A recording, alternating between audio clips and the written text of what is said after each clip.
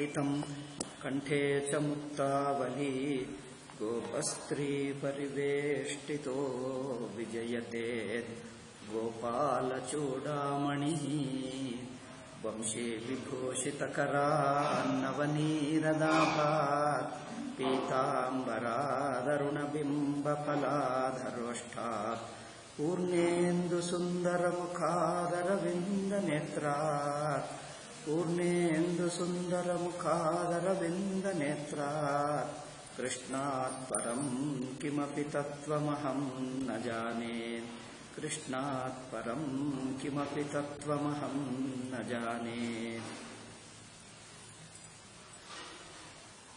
ಪ್ರವಚನ ರೋಗ ನಡೆಯುತ್ತಾ ಇದ್ದರೆ ಕೆಲವರು ಕೇಳ್ತಾರೆ, ಕೆಲವರು ಕೇಳಲ್ಲ. ಯಾವಾಗಲೂ ಒಂದು ತಿಂಗಳ ನಂತರ ಬೇರೆ ಎಲ್ಲಿ ಹೋಗುವುದೋ, ಏನೋ ಅನಾರೋಗ್ಯವೋ ಏನೋ ಗ್ರಹಣ ಬಂದು ಆಗುತ್ತೋ ಇಲ್ಲ ಅಂದರೆ, ಅಯ್ಯೋ ಸ್ವಾಮೀಜಿ ಭಾಗವತ ನಿಲ್ಲಿಸಿಬಿಟ್ಟಿದ್ದೀರಾ, ಭಾಗವತ ಮುಗಿದು ಹೋಯ್ತಾ ಎಂದು ಕೇಳ್ತಾರೆ. ಬರ್ತಾನೆ ಇಲ್ಲ. ನಾವು ಇಷ್ಟು ದಿವಸ ಕೇಳಲಿಲ್ಲ, ಈ ಒಂದೇ ದಿವಸ ಬೇಕಾಯ್ತಾ? ಅವ್ರು ನೋಡಿ, ಯಾವ ದಿವಸನೋ ಆ ದಿವಸನೇ ಹೇಳ್ತಾರೆ. ಎಲ್ಲರೂ 10 ಜನ ಟೆಲಿಫೋನ್ ಮಾಡ್ತಾರೆ. ಈಗ ಇದು ಬುದ್ಧಿ ಜನ ವಿಚಿತ್ರವಾಗಿರ್ತಾರೆ. ನಡೆಯುತ್ತಾ ಇದ್ದರೆ ಕೇಳಲ್ಲ. ಇನ್ನೊಬ್ಬರು ಹಿಂದೆ ಹೈದರಾಬಾದ್ನಲ್ಲಿರುವಾಗ ಪ್ರವಚನ ಟೈಮ್, ಈ ಟೈಮ್ ಹೊಂದಲ್ಲ ನಮಗೆ, ನೀವು ಬದಲಾಯಿಸಿ ಎಂದು ಹೇಳ್ತಾರೆ. ಬದಲಾಯಿಸಿದ್ದರೆ ಬೇರೆ ಜನರಿಗೆ ತೊಂದರೆ ಆಗ್ತದೆ, ಈ ಟೈಮೇ ಹೆಚ್ಚು ಜನರಿಗೆ ಅನುಕೂಲ. ಇನ್ನು ಬಿಟ್ಟರೆ ಎಲ್ಲ ಸ್ವಾಮೀಜಿ ಎಲ್ಲರೂ ಬರ್ತಾರೆ, ಇದೇ ಟೈಮ್ ಮಾಡಿ, ಇದು ಬೇಡ, ಇದು ಅನುಕೂಲವಿಲ್ಲ, ಟೈಮ್ ಬದಲಾಯಿಸ್ತಾರೆ. ತುಂಬಾ ಒತ್ತಡ ಮಾಡಿ, ಒತ್ತಾಯ ಮಾಡಿ ಮಾಡಿ ಮಾಡಿ ಟೈಮ್ ಬದಲಾಯಿಸ್ತಾರೆ. ಬದಲಾಯಿಸಿದ ದಿನದಿಂದ ಮಿಕ್ಕ ಜನರಿಗೆ ತೊಂದರೆ ಆಗ್ತದೆ. ಕೆಲವರು ಬಂದಿಲ್ಲ, ಕೆಲವರು ಬಿಟ್ಟರು, ಕೆಲವರೇ ಬಂದರು. ಇವರು ಯಾರು ಬದಲಾಯಿಸಿದ್ದಾರೋ ಅವರು ಮರು ದಿವಸದಿಂದ ಬರುವುದೇ ಅಲ್ಲ, 3 ತಿಂಗಳವರೆಗೂ ಬರುವುದೇ ಅಲ್ಲ. ಈಗ ಜನರು ಎಷ್ಟಿರುತ್ತಾರೆ ಅಂದರೆ, ತಾನೇನು ಬರಲ್ಲ, ಇನ್ನೊಬ್ಬರದು ಮಾತ್ರ ಹಾಳು ಮಾಡಿ ಹೋಗ್ತಾರೆ. ಈಗ ಇದು ಅಸುರರು ಎಂದು ಹೇಳ್ಕೊಡ್ತೀವಿ. ಪುಣ್ಯ ಕಾರ್ಯಕ್ಕೆ ವಿಘ್ನ ಮಾಡ್ತಾರೆ, ಆಧ್ಯಾತ್ಮಿಕ ಪ್ರವಚನಕ್ಕೆ ವಿಘ್ನ ಮಾಡುವವರು ಯಾರು? ಕೇಳುವುದಕ್ಕೆ ಬರುವವರು ವಿಘ್ನ ಮಾಡಿ ಹೋಗ್ತಾರೆ. ಅವರು ಕೇಳಲ್ಲ, ಇನ್ನೊಬ್ಬರಿಗೆ ಮಾತ್ರ ಟೈಮ್ ಅನುಕೂಲ ಮಾಡಲ್ಲ, ಹಾಳು ಮಾಡಿ ಹೋಗ್ತಾರೆ. ಎಷ್ಟೋ ಜನರನ್ನು ನೋಡಿದ್ದೀನಿ, ಹೀಗೇ ಇರ್ತಾರೆ, ವಿಚಿತ್ರ ಜನರು ಅಲ್ಲವೇ? ಅದರಿಂದ ಏನೋ ಗೊತ್ತಾಗಲ್ಲ, ಪ್ರಪಂಚ ಹಾಗೆ ಇರ್ತಾರೆ. ಆಯ್ತು,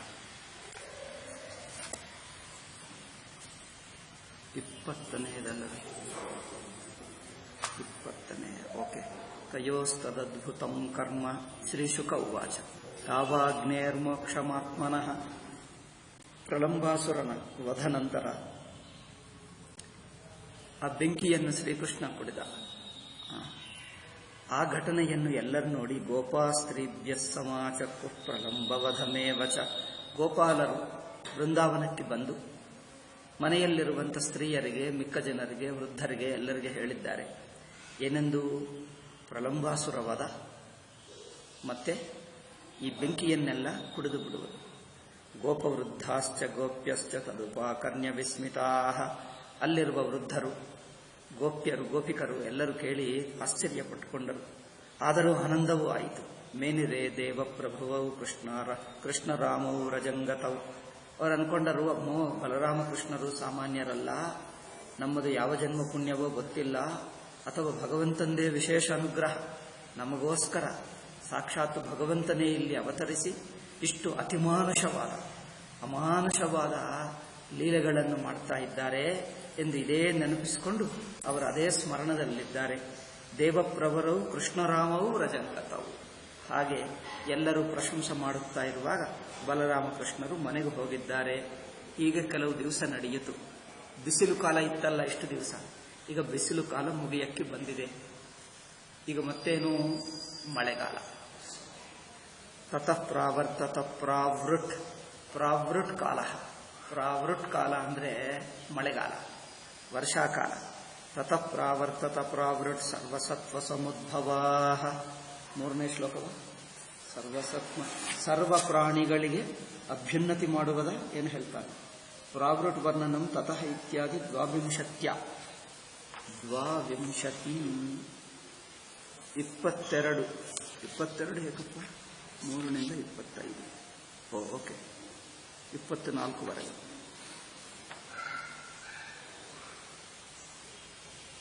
ಸರ್ವೇಷಾಂ ಪ್ರಾಣ್ಯಾಂ ಸಮುದ್ಭತಃ ಉತ್ಪತ್ತಿತೋ ಜೀವನತಶ್ಚ ಯಸ್ಯ. ಈ ಮಳೆಗಾಲ ಎಲ್ಲರ ಜೀವನಕ್ಕೆ ಆಧಾರ. ಜೀವನ ಅಂದರೆ ಹುಟ್ಟುವಿಕೆಗೂ ಆಧಾರ. ಏಕೆಂದರೆ ಆಹಾರದಿಂದಲೇ ಮನುಷ್ಯರೆಲ್ಲ ಹುಟ್ಟುತ್ತಾರೆ.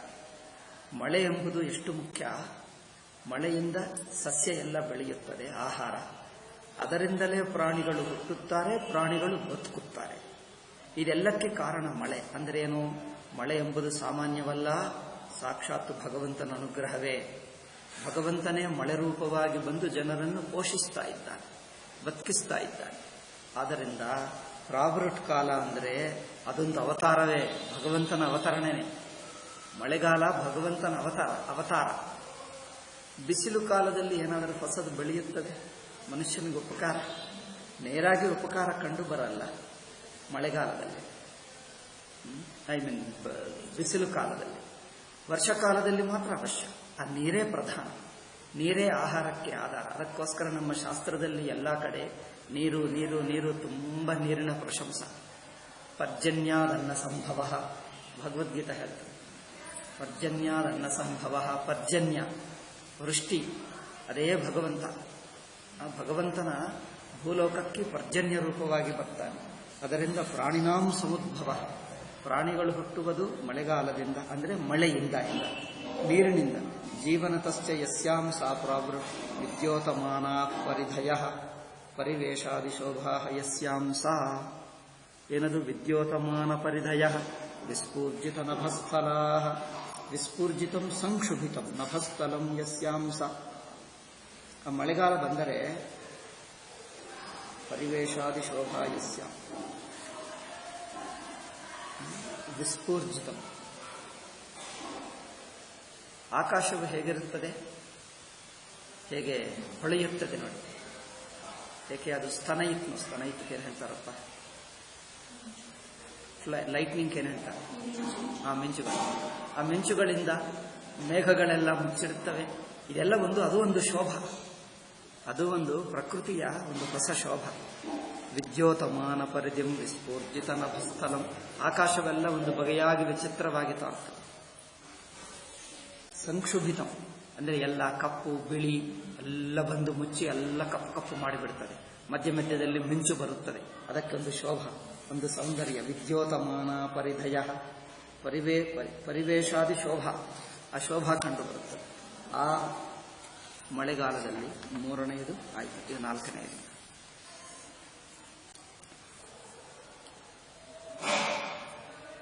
ಇಲ್ಲಿ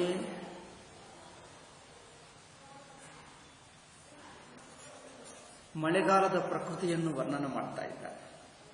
ಬೇರೆ ಎಲ್ಲಿಯಾದರೂ ನೋಡಿದ್ದೀರಾ ಗೊತ್ತಿಲ್ಲ. ಭಾಗವತದಲ್ಲಿ ಒಂದು ವಿಶಿಷ್ಟತೆ ಇದೆ. ವೇದವ್ಯಾಸರ ಶುಕರ ಮಹಿಮೆ ಇದು. ಅವರ ದೃಷ್ಟಿ ನೋಡಿ. ಮಳೆಗಾಲದಲ್ಲಿ ಒಂದು ಆಧ್ಯಾತ್ಮಿಕವನ್ನೇ ನೋಡ್ತಾ ಇದ್ದಾರೆ. ನಿಜವಾಗಿ ಅದು ಪ್ರಕೃತಿಯಲ್ಲಿ ಆಗುವ ಪರಿವರ್ತನೆಗಳು ತೋರುವ ಬಗೆಯಲ್ಲಿ, ಒಂದೊಂದು ರೂಪದಲ್ಲಿ ಒಂದೊಂದು ಬಗೆಯಲ್ಲಿ ಏನೋ ಒಂದು ಆಧ್ಯಾತ್ಮಿಕ ಗುಣ, ಯಾವುದೋ ಒಂದು ಆಧ್ಯಾತ್ಮಿಕ ಗುಣ ಅಥವಾ ಭಗವಂತನ ಮಹಿಮೆ, ಭಗವಂತನ ವಿಭೂತಿಯನ್ನು ಅಲ್ಲಿ ನೋಡ್ತಾ ಇದ್ದಾರೆ. ಅದು ಒಂದು ವಿಚಿತ್ರ, ಒಂದು ಆಶ್ಚರ್ಯ. ಭಗವಂತನ ಸೃಷ್ಟಿ ಮಾಡಿದ್ದರೆ ಋಷಿಗಳ ದರ್ಶನ ನೋಡಿ. ಆ ಋಷಿಗಳ ದರ್ಶನ, ಅದರಲ್ಲಿ ಬ್ರಹ್ಮ ನೋಡಿದ್ದಾರೆ. ಪರಮಾತ್ಮ ಸೃಷ್ಟಿ ಮಾಡಿದ್ದರೆ ಇವರು ಪರಮಾತ್ಮನಲ್ಲೇ ಅಲ್ಲಿ ನೋಡಿದ್ದಾರೆ. ಇವರ ಜ್ಞಾನ ದೃಷ್ಟಿ, ಪರಮಾತ್ಮದ ಸೃಷ್ಟಿ, ಋಷಿಗಳದ ದೃಷ್ಟಿ ನೋಡಿ. ಋಷಿಗಳ ದೃಷ್ಟಿ ಅದರಲ್ಲಿ ಬ್ರಹ್ಮವನ್ನೇ ಪರಮಾತ್ಮವನ್ನೇ ನೋಡಿದ್ದಾರೆ. ಆಶ್ಚರ್ಯ ನೋಡಿ. ಸಾಂದ್ರ ನೀಲಾಂಬುದೈರ್ ವ್ಯೋಮ, ಸಾಂದ್ರ ನಿಬಿಡೈರ್ ನೀಲಾಂಬುದೈರ್ ವ್ಯೋಮ ಸವಿದ್ಯುತ್ ಸ್ತನಯತ್ನುಭಿಃ ಅಸ್ಪಷ್ಟ ಜ್ಯೋತಿರಾಚ್ಛನ್ನಂ ಬ್ರಹ್ಮೇವ ಸಗುಣಂ ಬಭೌ. ಹೇಗೆ ಆ ದಟ್ಟವಾದ ಮೋಡಗಳಿಂದ ನೀಲಾಂಬುದೈ ವಿದ್ಯುತ್ ಮಧ್ಯ ಮಧ್ಯದಲ್ಲಿ ಮಿಂಚುಗಳು ತೋರುತ್ತಾ ಸವಿದ್ಯುತ್ ಸ್ತನಯತ್ನುಭಿಃ. ಮತ್ತೇನದು ಗರ್ಜನ ಮಾಡ್ತದೆ ನೋಡಿ. ಗುಡುಗು. ಕರೆಕ್ಟ್. ಮಿಂಚು, ಗುಡುಗು, ಮೋಡಗಳು. ಈ ಮೂರರಿಂದ ಆಕಾಶವು ಹೇಗೆ ಮುಚ್ಚಿದೆ ಅಂದರೆ, ಈ ಮುಚ್ಚಿದ್ದನ್ನು ನೋಡಿದ್ದರೆ ಇವರಿಗೆಲ್ಲ ಅದರಲ್ಲಿ ಆಧ್ಯಾತ್ಮಿಕತಾ ವೇದಾಂತವೇ ಕಂಡು ಬರ್ತಾ ಇದೆ. ಈ ಋಷಿಗಳ, ವೇದವ್ಯಾಸರ, ಶುಕ ಮಹರ್ಷಿಗಳ ದರ್ಶನ ನೋಡಿ. ಅಸ್ಪಷ್ಟ ಜ್ಯೋತಿರಾಚ್ಛನ್ನಂ, ಏನೋ ಸ್ವಲ್ಪ ಬೆಳಕು ಸ್ವಲ್ಪ ಏನಿತ್ತು ಅದೆಲ್ಲ ಮುಚ್ಚಿ ಹೋಯಿತು, ಸೂರ್ಯ ಮುಚ್ಚಿ ಹೋಗ್ತಾನೆ, ಬೆಳಕೆಲ್ಲ ಕಡಿಮೆ ಕಡಿಮೆ ಆಗ್ತದೆ. ಅದು ಹೇಗಿದೆ ಅಂದರೆ ಸಗುಣಂ ಗುಣೈರಾಚ್ಛನ್ನಂ ಜೀವಾಕ್ಯಂ ವಿದ್ಯುತ್ ಗರ್ಜಿತಾಂಬುದಾನಾಂ ಸತ್ವರಜಸ್ತಮೋಭಿರೂಪಮಾ. ಹಾಗೆ ಬ್ರಹ್ಮೇವ ಸಗುಣಂ ಭವ, ನಿರ್ಗುಣ ಬ್ರಹ್ಮವನ್ನು ಗುಣಗಳು ಮುಚ್ಚಿಬಿಟ್ಟರೆ ಸಗುಣ ಬ್ರಹ್ಮ ಆಗಿ ತೋರ್ತಾನೆ. ಹಾಗೆ ಏನಿಲ್ಲದ ಆಕಾಶದಲ್ಲಿ ಮೋಡಗಳು ಇದೆಲ್ಲ ಬಂದರೆ ಸಗುಣ ಬ್ರಹ್ಮ ಹಾಗೆ ತೋರ್ತಾ ಇದ್ದಾನಂತೆ. ಅವರಿಗೆ ನೋಡಿ, ಆ ಋಷಿಗಳ ದೃಷ್ಟಿ ನೋಡಿ, ಸಗುಣ ಬ್ರಹ್ಮವಾಗಿ ತೋರ್ತಾ ಇದ್ದಾನೆ. ಮುಂದಿನ ಶ್ಲೋಕ ಅಷ್ಟೌ ಮಾಸಾನ್ನಿಪೀತಂ ಯದ್ ಭೂಮ್ಯಾಸ್, ಅಂದರೆ ದೇಶಕಾಲ ರೂಪ, ದೇಶಕಾಲ ರೂಪಗಳನ್ನು ದೇಶಕಾಲ ರೂಪವಾಗಿ ವರ್ಣನ ಮಾಡ್ತಾ ಇಲ್ಲ. ದೇಶದಲ್ಲಿ ಪರಮಾತ್ಮ, ಕಾಲದಲ್ಲಿ ಪರಮಾತ್ಮ, ವಸ್ತುಗಳಲ್ಲಿ ಪರಮಾತ್ಮ, ಅಂದರೆ ಪರಮಾತ್ಮನ ಯಾವುದೋ ಒಂದು ಗುಣ, ಯಾವುದೋ ಒಂದು ವೈಶಿಷ್ಟ್ಯ ಇದರಲ್ಲಿ ನೋಡುವುದು, ಇದು ಋಷಿಗಳ ದರ್ಶನ. ಸಾಂದ್ರ ನೀಲ, ಬಿಸಿಲು ಕಾಲ ಏನಾಗುತ್ತದೆ, ಎಲ್ಲ ಆ ಬಿಸಿಲು ಹೆಚ್ಚು ಬಿದ್ದು ಬಿದ್ದು ಎಲ್ಲ ಒಣಗಿ ಹೋಗ್ತದೆ ಅಲ್ಲವೇ. ಸಾಂದ್ರ ನೀಲಾಂಬುದೈರ್ವ್ಯೋ ಅದಾಯಿತು. ಅಷ್ಟೌ ಮಾಸಾನ್ನಿಪೀತಂ ಯತ್, ಈಗ ಮಿಕ್ಕ ಮಳೆಗಾಲ 4 ತಿಂಗಳು, ಮಿಕ್ಕದು 8 ತಿಂಗಳು. 8 ತಿಂಗಳು ಸೂರ್ಯ ಭೂಮಿ ಮೇಲೆ ನೀರೆಲ್ಲ ಹೀರ್ತಾನೆ ಅಲ್ಲ, ನೀರೆಲ್ಲ ಹೀರಿ 8 ತಿಂಗಳು ಹೀರು ಬಿಡ್ತಾನೆ ಪೂರ್ತಿ ನೀರೆಲ್ಲ. ಅದಕ್ಕೋಸ್ಕರ ಮೊದಲು ಚಳಿಗಾಲದಲ್ಲಿ ಸ್ವಲ್ಪ ಹೀರುತ್ತಾನೆ. ಈಗ ಬಿಸಿಲು ಕಾಲ ಹೆಚ್ಚು, ಎಲ್ಲ ಹೀರಿ ಬಿಸಿಲು ಕಾಲ ಕೊನೆಗೆ ಬರುವವರೆಗೆ ನೀರು ಎಲ್ಲಿ ಇಲ್ಲ, ಎಲ್ಲೋ ಸ್ವಲ್ಪ ಉಳಿಯುತ್ತದೆ. ಹೆಚ್ಚು ನೀರೆಲ್ಲ ಹೋಗಿಬಿಡ್ತದೆ, ಸ್ವಲ್ಪನೇ ಉಳಿಯುತ್ತದೆ. ಹಾಗೆ ಎಲ್ಲ ನೀರುಕೊಂಡು ಅಷ್ಟೌ ಮಾಸಾನ್ನಿಪೀತಂ ಯತ್, 8 ತಿಂಗಳು ತಾನು ಹೀರುಕೊಂಡು ಕುಡಿದಿರುವ ನೀರನ್ನೆಲ್ಲ ಭೂಮ್ಯಾಶ್ಚೋದಮಯಂ ವಸುಹು, ಮತ್ತೆ ಭೂಮಿಗೆ ಮತ್ತೆ ಬೇರೆ ಸುರಿಸ್ತಾನೆ. ಸೂರ್ಯ ಮೊದಲೆಲ್ಲ ಹೀರಿಕೊಂಡು ಮತ್ತೆ ಸುರಿಸ್ತಾನೆ. ಅದೇನು ಪದ್ಧತಿ, ಈ ಸೂರ್ಯನದು ಈ ಮೋಡಗಳದು ಇದು ಏನು ಪದ್ಧತಿ ಅಂದರೆ ಅದರಲ್ಲಿ ಒಂದು ಭಗವಂತನ ಮಹಿಮೆನೇ ಇದೆ. ಪ್ರಕೃತಿಯಲ್ಲಿ ಭಗವಂತನ ಮಹಿಮೆ ನೋಡ್ತಾ ಇದ್ದಾರೆ. ಅಷ್ಟೌ ಮಾಸಾನ್ನಿಪೀತಂ ಯತ್, 5ನೇ ಶ್ಲೋಕ ನೋಡಿ. ಪರ್ಜನ್ಯ ಸೂರ್ಯ, ಅಯ್ಯೋ ಸ್ವಗೋಭಿರ್ ಭೋಕ್ತುಮಾರೇಬೆ ಪರ್ಜನ್ಯ ಕಾಲ ಆಗತೆ.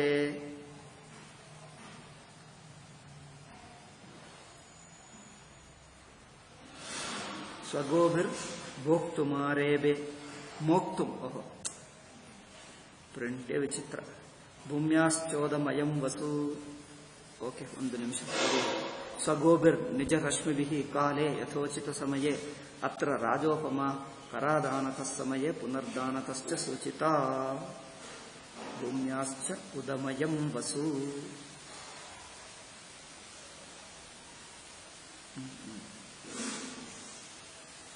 ನೀರಿನಿಂದ ತುಂಬಿರುವ ಪೃಥ್ವಿಯಿಂದ ಹೀರ್ಕೊಂಡಿದ್ದು ತಾನೇ ಇಟ್ಕೊಳ್ಳಲ್ಲ. ಮತ್ತೆ 8 ತಿಂಗಳು ತಗೊಂಡಿದ್ದು ಮತ್ತೆ 4 ತಿಂಗಳು ಮತ್ತೆ ವಾಪಸ್ ಕೊಡ್ತಾನೆ. ಏನೇನು ತಗೊಳ್ತಾನೋ ಒಂದು ಹನಿ ಇಟ್ಕೊಳ್ಳಲ್ಲ, ತಗೊಂಡಿದ್ದೆಲ್ಲ ಮತ್ತೆ ವಾಪಸ್ ಕೊಡ್ತಾನೆ. ಅದು ನೋಡಿ ಇವರು ಹೇಗೆ ಜಗಚ್ಚಕ್ರ ನಡೆಯುತ್ತಾ ಇದೆ. ಇದು ತಗೊಳ್ತಾನೆ ಮತ್ತೆ ವಾಪಸ್ ಕೊಡ್ತಾನೆ, ಮತ್ತೆ ತಗೊಳ್ತಾನೆ ಮತ್ತೆ ವಾಪಸ್ ಕೊಡ್ತಾನೆ. ಇದು ನಡೆಯುತ್ತಾ ಇರ್ತದೆ ಆಟ, ಸೂರ್ಯನ ಆಟ. ಸ್ವಗೋಭಿರ್ ಮೋಕ್ತು ಮಾರೇವೆ, ತನ್ನ ಕಿರಣಗಳಿಂದ, ಸೂರ್ಯನು ತನ್ನ ಕಿರಣಗಳಿಂದ ಹೀರಿಕೊಂಡು ಅವುಗಳನ್ನು ಮೋಡೆಯಾಗಿ ತಯಾರು ಮಾಡಿ ಮತ್ತೆ ಮೋಡೆಗಳಿಂದ ಮೇಲೆ ಬಿಸಾಕ್ತಾನೆ. ಮೋಕ್ತು ಮಾರವೇ ಪರ್ಜನ್ಯ ಕಾಲ ಆಗತೆ, ಮತ್ತೆ ಮಳೆಗಾಲ ಬಂದಾಗ ಅದು ಮಾಡ್ತಾನೆ. ತಡಿತ್ವಂತೋ ಮಹಾಮೇಘಾ ಚಂಡಶ್ವಸನ ವೇಪಿತ ಪ್ರೀಣನಂ ಜೀವನಂ ಹಸ್ಯ ಮುಮುಚ ಕರುಣಾ ಇವ. ಸೂರ್ಯ ಹೀಗೆ ಮಾಡಿದ್ದಾಗ ಇದಕ್ಕೆ ಮೋಡಗಳು ಹಾಗೆ ಸಹಕರಿಸ್ತವೆ. ಯಾಕಂದ್ರೆ ಮೋಡಗಳ ಮೂಲಕವಲ್ಲದೆ. ತಡಿತ್ವಂತೋ ಮಹಾಮೇಘ, ಈ ಮೋಡಗಳು ಆ ಮಿಂಚು ಎಲ್ಲ ಇತ್ತು, ಅದರ ಜೊತೆಗೆ ಏನು ಮಾಡುತ್ತವೆ, ಚಂಡಶ್ವಸನ ವೇಪಿತ, ಚಂಡವೇಗ ವಾಯು, ವೇಗದಿಂದ ವಾಯು ಬರುತ್ತಾ ಇದ್ದರೆ ಮೋಡಗಳು ಬರುತ್ತವೆ ಅಲ್ಲದೆ. ವಾಯು ತಳ್ಳುತ್ತಾ ತಗೊಂಡು ಬರುತ್ತದೆ ಮೋಡಗಳನ್ನು, ಗಾಳಿ ಬೀಸಿದ್ದರೆ ಆ ಮೋಡಗಳು ಬರುತ್ತವೆ. ಮಹಾಮೇಘ ಚಂಡಶ್ವಸನ ವೇಪಿತ, ಆ ವಾಯುವು ತಳ್ಳುವುದರಿಂದ ಆ ಮೋಡಗಳು ಬಂದು ಆ ವಾಯುಗಳ ಪ್ರೆಷರ್ನಿಂದ ಮೋಡಗಳು ಹಿಂದಿ ತನ್ನಲ್ಲಿ, ಏಕೆಂದರೆ ಬಟ್ಟೆ ಬಟ್ಟೆಯನ್ನು ನೀರಿನಲ್ಲಿ ಮುಳುಗಿಸಿದರೆ ಏನಾಗುತ್ತದೆ? ಆ ನೀರೆಲ್ಲ ಹೇರ್ಕೊಳ್ತದೆ. ಹಿಂಡಿದರೆ ಆ ನೀರೆಲ್ಲ ಮತ್ತೆ ಬೀಳುತ್ತೆ. ಹಾಗೆ ಮೋಡಗಳು ಅಲ್ಲಿಂದ ತಗೊಂಡು ಬಂದು ಇಲ್ಲಿ ಹಿಂಡುತ್ತವೆ, ಎಲ್ಲ ಬೀಳುತ್ತವೆ. ಅದು ಅಂದ್ರೆ ತಮ್ಮನ್ನು ತಾವು ಹಿಂಡಿ, ಯಾಕಂದ್ರೆ ಬಟ್ಟೆಗಳನ್ನು ನೀರಿನಲ್ಲಿ ಮುಳುಗಿಸಿದ ಬಟ್ಟೆಗಳನ್ನು ತಮ್ಮನ್ನು ತಾವು ಇಲ್ಲಿ ಬಂದು ಹಿಂಡಿ ನೀರೆಲ್ಲ ನಮಗೆ ಹಾಕಿಬಿಡ್ತಾರೆ. ಅದು ಹೇಗಿದೆ ಅಂದ್ರೆ ಪ್ರೀಣನಂ ಜೀವನಂ ಯಸ್ಯ ಮುಮುಚುಃ ಕರುಣಾ ಇವ. ಕರುಣಾಮಯರಾಗಿರುವ ಮಹನೀಯರು ಹೇಗಿರುತ್ತಾರೆ? ಕೃಪಾಲವೋ ಯಥ ತಪ್ತಂ ಜನಂ. ಮೊದಲು ಜನರು ಬಿಸಿಲು ಕಾಲದಲ್ಲಿ ತುಂಬಾ ಪೀಡಿತರಾಗಿದ್ದಾರೆ ಅಲ್ಲವೇ?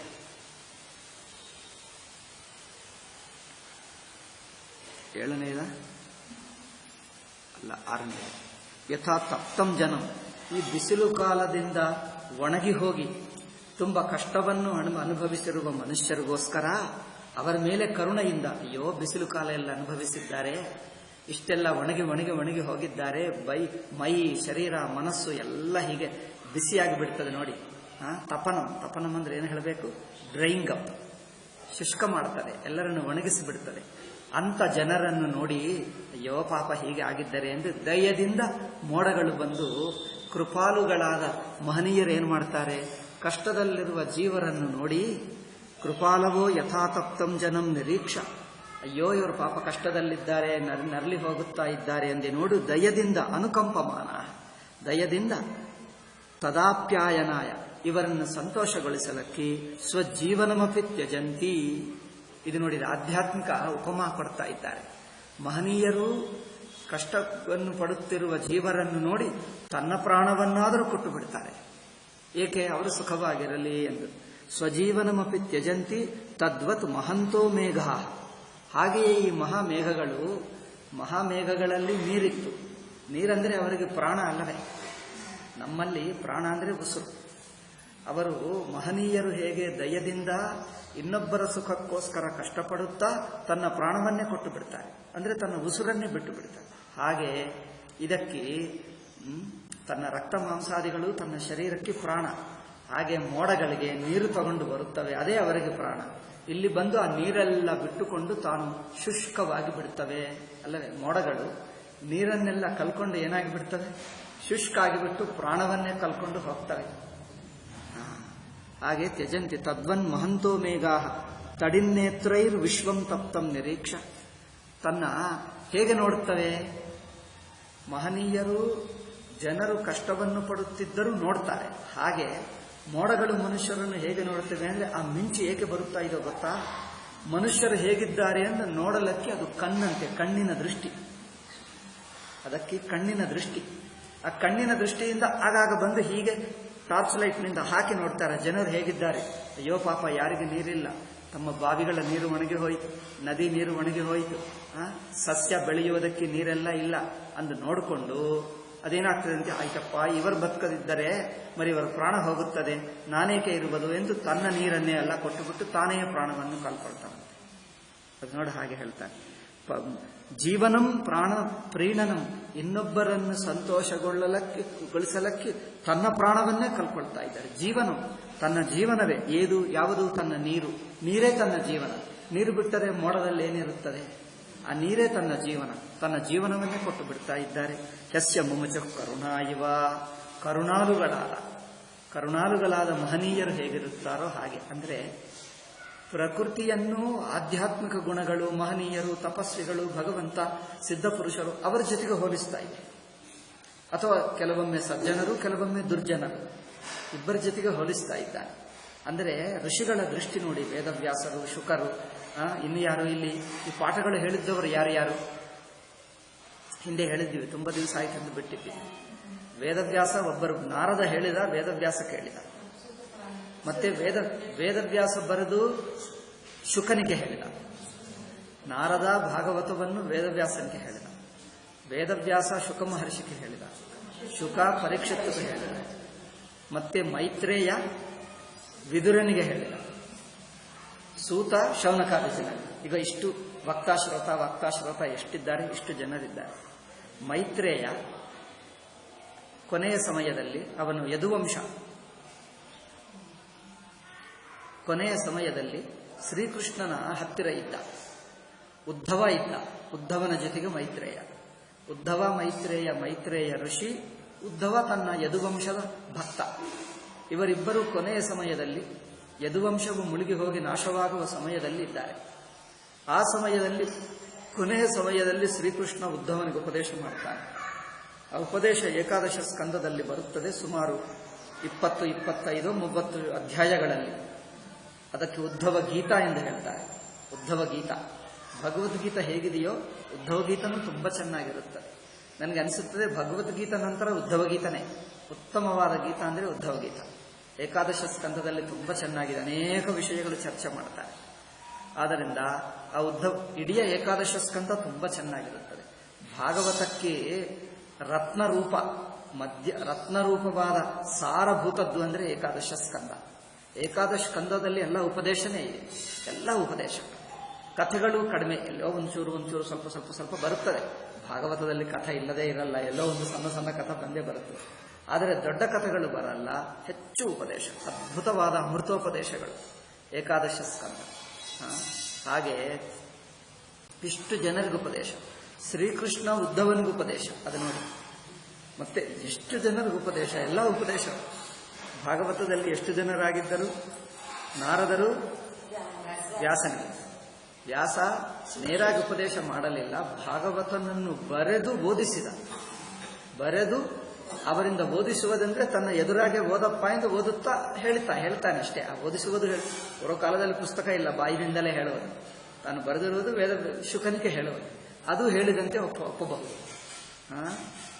ನಾರದರು ವೇದವ್ಯಾಸನಿಗೆ, ಒಂದು ವೇದವ್ಯಾಸ ಶುಕನಿಗೆ, ಶುಕ ಪರೀಕ್ಷತ್ತಿಗೆ, ಮತ್ತೆ ಮೈತ್ರೇಯ ವಿದುರನಿಗೆ, ಮೈತ್ರೇಯ ಉದ್ಧವನಿಗೆ ಶ್ರೀಕೃಷ್ಣ, ಸೂತ ಶೌನಕಾದಿ ಮಹರ್ಷಿಗಳಿಗೆ 6 ವಕ್ತೃಗಳು, 6 ಶ್ರೋತೃಗಳು, 6 ಜನರು ವಕ್ತೃಗಳು, 6 ಜನರು ಶ್ರೋತೃಗಳಿಗೂ ಇಷ್ಟೆಲ್ಲ ಉಪದೇಶ ನಡೆಯುತ್ತಾ ಇದೆ. ಆದ್ದರಿಂದ ಇವರು ಆಧ್ಯಾತ್ಮಿಕ ಉಪಮಗಳನ್ನೇ ಕೊಡ್ತಾ ಇದ್ದಾರೆ. ಆಧ್ಯಾತ್ಮಿಕ ಉಪಮ ಏಕೆ ಅಂದರೆ ಅವರ ದೃಷ್ಟಿ ಹಾಗಿರುತ್ತೆ. ಪ್ರತಿಯೊಂದು ಪ್ರಾಕೃತಿಕದಲ್ಲಿ, ಸಮಾಜದಲ್ಲಿ ಏನೇ ನಡೆಯಲಿ, ಇದರಲ್ಲಿ ಏನೋ ಒಂದು ಆಧ್ಯಾತ್ಮಿಕ ಗುಣ, ಸದ್ಗುಣ, ಭಗವಂತನ ಲೀಲೆ, ಭಗವಂತ ಮಹಿಮೆ ಅದೇ ಕಂಡು ಬರ್ತಾ ಇದೆ. ಪ್ರಕೃತಿ, ನದಿಗಳು, ನದಿ ಹರಿಯುತ್ತಾ ಇದ್ದರೆ ಅದರಲ್ಲಿ ಏನೋ ಭಗವಂತನ ಸದ್ಗುಣವೇ ಕಂಡು ಬರ್ತದೆ. ಮೋಡದಲ್ಲಿ ನೀರು ಬೀಳುತ್ತಾ ಇದ್ದರೆ ಅದರಲ್ಲಿ ಒಂದು ಕರುಣ ಕಂಡು ಬರ್ತದೆ. ಎಲ್ಲವೂ ಸದ್ಗುಣಗಳು, ಮಹಿಮೆ, ಭಗವಂತನ ಮಹಿಮೆನೇ ದರ್ಶನಕ್ಕೆ ಬರ್ತದೆ. ಅದು ಇಲ್ಲಿ ನೋಡತಕ್ಕದ್ದು. ಇದು ಇಲ್ಲದಿದ್ದರೆ ವರ್ಷಕಾಲ ವರ್ಣನ ಮಾಡುವುದೇಕೆ? ಸುಮ್ಮನೆ ಅನಾವಶ್ಯಕ ಅನಿಸುತ್ತದೆ. ಆದರೆ ಈ ದೃಷ್ಟ್ಯ ವರ್ಣನ ಅಷ್ಟೇ. ತಪಕೃಷ ದೇವಮೇಡ ಆಸೀದ್ವರ್ಷೀಯಸಿ ಮಹಿ. ಪೃಥ್ವಿ ತಪಸ್ಸು ಮಾಡಿಕೊಂಡು ಎಲ್ಲ ಕೃಷ ಆಯಿತು. ಕೃಷ ಅಂದರೆ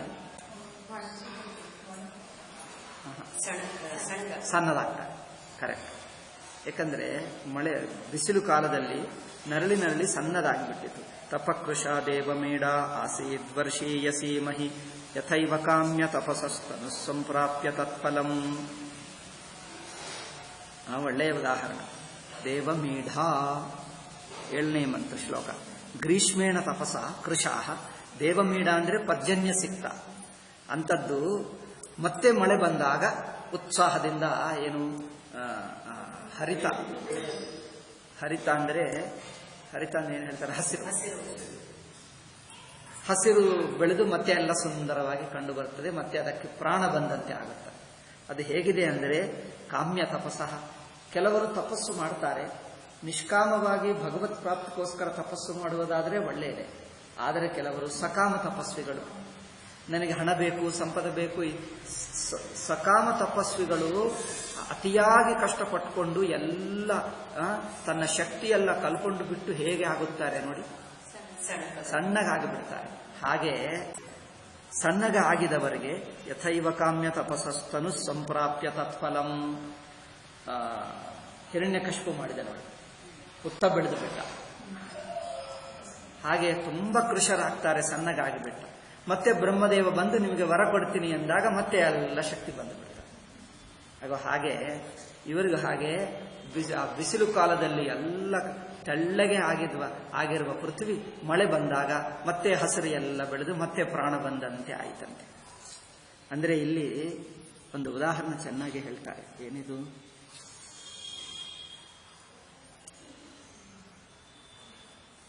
ಇಲ್ಲಿ ಹೇಳಲೇ ಇಲ್ಲವೇ? ವರ್ಷೀಯಸಿ ವೃಕ್ಷೋನಾಪುಷ್ಟ ಕಾಮ್ಯಂತ ಪೋತಸ್ಯತನು. ಇಲ್ಲಿ ಹೇಳಿದ್ದಾರೆ ಕಾಮ್ಯತಪ ಶ್ಲೋಕ ಮೇಲೆ ಹೇಳಿದ್ದಾರೆ. ಐದನೆಯದು ಅಂದ್ರೆ ಭೋಗಾರ್ಥಂ ತಪಸಾವೃತ ಆಯುರ್ವೇಯೋ ನ ಕಾರ್ಯ ಇತ್ಯುಪಯೋ. ಅಂದ್ರೆ ಏನಂದ್ರೆ ಭೋಗಕ್ಕೋಸ್ಕರ, ಸಂಪದಕ್ಕೋಸ್ಕರ, ಅಧಿಕಾರಕ್ಕೋಸ್ಕರ ತಪಸ್ಸನ್ನು ವ್ಯರ್ಥ ಮಾಡಬಾರದು ಎಂದರ್ಥ ಅಲ್ಲವೇ?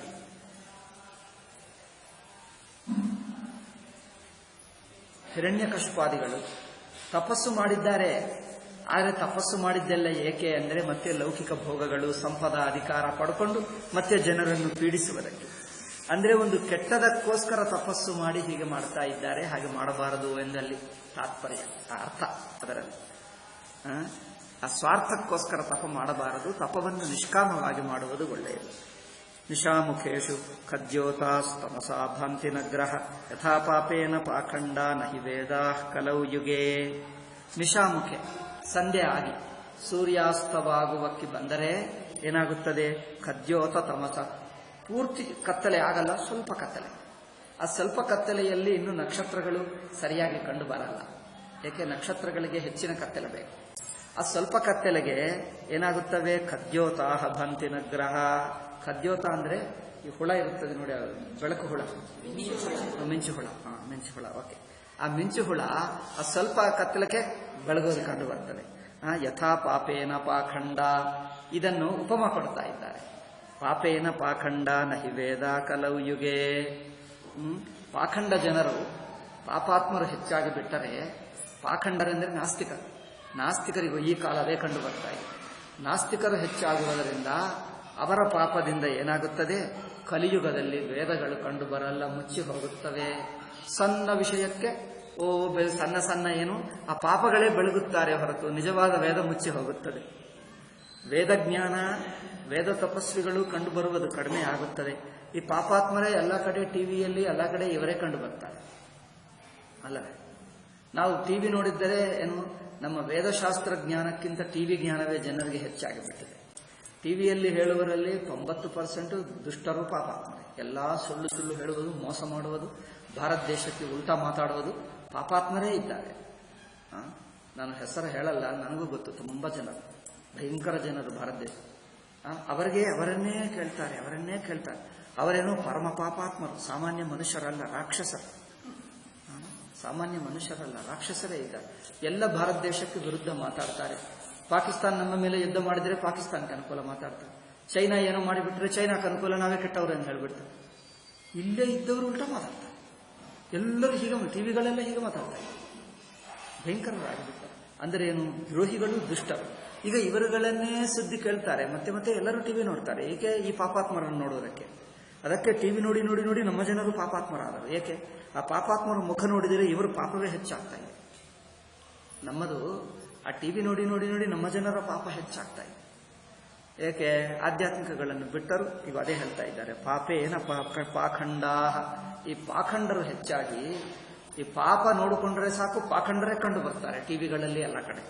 ಅದರಿಂದ ಏನಾಗ್ತದೆ? ನಹಿ ವೇದ ಕಲೌ ಯುಗೆ. ಹಾಗೆ ಕಲಿಯುಗದಲ್ಲಿ ವೇದಗಳು ಈ ಪಾಖಂಡಿಗಳು ಹೆಚ್ಚಾಗುವುದರಿಂದ, ಪಾಪ ಹೆಚ್ಚಾಗುವುದರಿಂದ ಪಾಖಂಡಿಗಳು, ನಾಸ್ತಿಕರು, ದುಷ್ಟರು, ದ್ರೋಹಿಗಳು, ಅಸುರರು, ದೇಶದ್ರೋಹಿಗಳು, ಹಿಂದೂ ಧರ್ಮ ದ್ರೋಹಿಗಳೇ ಭಾರತ ದೇಶದಲ್ಲಿ ತುಂಬಿದ್ದಾರೆ. ಹೆಚ್ಚಿನ ದ್ರೋಹಿಗಳು ಹಿಂದೂಗಳೇ. ಹಿಂದೂ ಧರ್ಮಕ್ಕೆ ದ್ರೋಹಿಗಳಲ್ಲಿ ಹೆಚ್ಚಿನ ಜನರು ಹಿಂದೂಗಳೇ ಹಿಂದೂ ಧರ್ಮ ದ್ರೋಹಿಗಳಾಗಿ ಮಾತಾಡ್ತಾರೆ. ಧೈರ್ಯದಿಂದ ಮಾತಾಡ್ತಾ ಇದ್ದಾರೆ. ಯಾರೋ ಅಲ್ಲ, ನಿಮ್ಮ ಮಕ್ಕಳಲ್ಲೇ, ನಿಮ್ಮ ನೆಂಟರಲ್ಲೇ ಯಾರೋ ಇರುತ್ತಾರೆ. ಜನರನ್ನ ಮಾತಾಡ್ತೇವೆ. ಅವರು ಹೇಳಿದ್ರೆ ಕೊನೆಗೆ ಯಾರು ಅಂದ್ರೆ ಇವ್ರ ನೆಂಟರೇ. ಇವರನ್ನೇ ಇಟ್ಕೊಂಡು ಏನಿದೆ ಅಷ್ಟೇ. ಇವರು ಇಂಗ್ಲಿಷ್ ಮೀಡಿಯಂ ಕಳಿಸಿಬಿಟ್ಟು ನಮ್ಮ ಮಗ ದೊಡ್ಡವನಾದ ಹೇಳಿ, ನಿಮ್ಮ ಮಗನೇ ನಿಮ್ಮ ಪಾಪಾತ್ಮನಾಗಿ ಒಂದು ಅಸುರನಾಗಿ ಬಿಟ್ಟ ಅಲ್ಲವೇ? ಹಿರಣ್ಯಕಶಿಪುಗಳು ಹಿರಣ್ಯಾಕ್ಷರನ್ನು ತಯಾರು ಮಾಡಿಬಿಟ್ಟರು ತನ್ನ ಮಕ್ಕಳನ್ನು ಇಂಗ್ಲಿಷ್ ಮೀಡಿಯಂ ಓದಿಸಿ. ಇವರು ಇಂಗ್ಲಿಷ್ ಮೀಡಿಯಂ ಓದಿಬಿಟ್ರೆ ಇವರೇ ಎಂದರೆ ಭಾಗವತ ಕೇಳ್ತಾರೆ, ಭಗವದ್ಗೀತೆ ಕೇಳ್ತಾರೆ. ಅಲ್ಲಿ ನೋಡಿದರೆ ನಿಮ್ಮ ಮಗುವೇ ಅಲ್ಲಿ ಹಿರಣ್ಯಕಶಿಪು, ಹಿರಣ್ಯಾಕ್ಷ ಹಿಂದೂ ಧರ್ಮವನ್ನು ಬೈಯುವುದು ಟಿವಿಯಲ್ಲಿ ಕಂಡು ಬರುವುದು. ನಿಮ್ಮ ಮಕ್ಕಳು, ನಿಮ್ಮ ನೆಂಟರು, ನಿಮ್ಮ ಸ್ನೇಹಿತರೇ, ನಮ್ಮ ಸುತ್ತಮುತ್ತ ಜನರೇ, ನಮ್ಮ ಸುತ್ತಮುತ್ತಲಿರುವ ಜನರೇ ಅವರೇ ಅದೇ ಮಾತಾಡ್ತಾರೆ. ನಾನು ನೋಡ್ತೀನಿ, ಕೆಲವರು ಅದೇ ಮಾತಾಡ್ತಾರೆ. ಇದೇನಪ್ಪ ಇವರು ನಮ್ಮ ಜನರೇ, ನಮ್ಮ ಪರಿಚಿತ ಜನರೇ ಹೋಗಿ ಅದೇ ಮಾತಾಡ್ತಾರೆ ಉಲ್ಟ. ವಿಚಿತ್ರ ಹಾಗಿದ್ದಾರೆ. ಯಥಾ ಪಾಪೇನ, ಇದು ಕಲಿಯುಗ ಪ್ರಭಾವದಿಂದ ಕತ್ತಲೆ ಸ್ವಲ್ಪ ಬಂದರೆ ಸಾಕು, ಸಣ್ಣ ಸಣ್ಣ ಏನು ಮಿಂಚುಹುಳ, ಆ ಮಿಂಚುಹುಳನೇ ಕಂಡು ಬರ್ತದೆ, ನಕ್ಷತ್ರಗಳು ಏನು ಕಂಡು ಬರಲ್ಲ. ಹಾಗೆ ನಕ್ಷತ್ರಗಳು ಮುಚ್ಚಿ ಹೋಗ್ತವೆ, ಮಿಂಚುಹುಳ ಕಂಡು ಬರ್ತದೆ. ಹಾಗೆ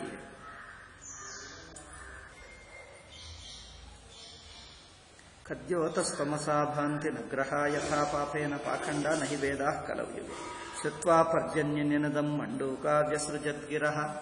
ಆ ಪರ್ಜನ್ಯ ನೋಡಿಕೊಂಡು ಮಂಡೂಕಗಳು, ಮಂಡೂಕ ಅಂದರೆ ಕಪ್ಪೆಗಳು ಆ ಮೋಡಗಳ ಗರ್ಜನ ಕೇಳಿದ್ದಾರೆ. ಗರ್ಜನ ಅಂದ್ರೆ ಏನು ಹೇಳ್ತೀವಿ? ಗೊಡುಗು. ಗುಡುಗ ಗುಡುಗು. ಓಕೆ.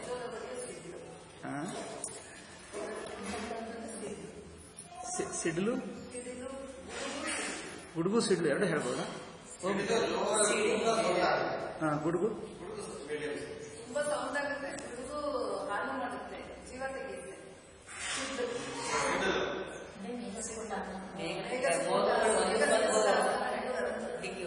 ಓಕೆ. ಸಿಡಿಲೇ ಒಳ್ಳೆಯದು. ಆ ಸಿಡಿಲು ಗರ್ಜನ ಕೇಳಿ ಕಪ್ಪಗಳೇನ್ ಮಾಡ್ತವೆ? ತಾವು ಶಬ್ದ ಮಾಡುವುದು. ಏನ್ ಮಾಡುವುದು?